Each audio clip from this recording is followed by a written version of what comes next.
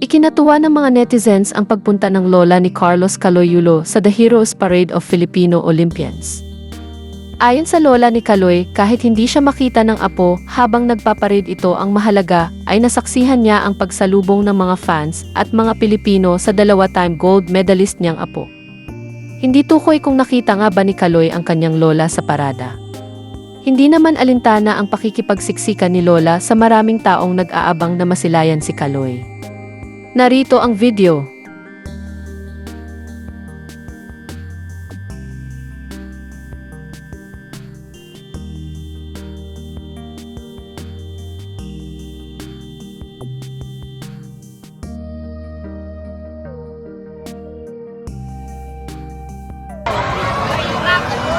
Boss, hindi tayo papayag.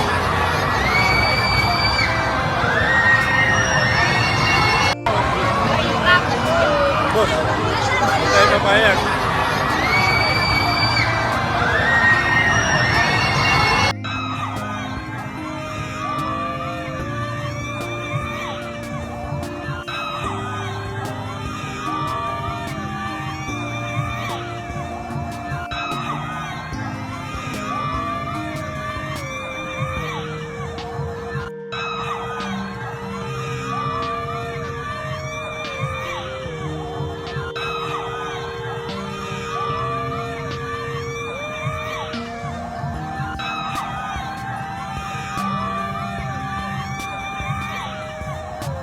Hindi na rin ako makapace kasi parang naano na rin ako.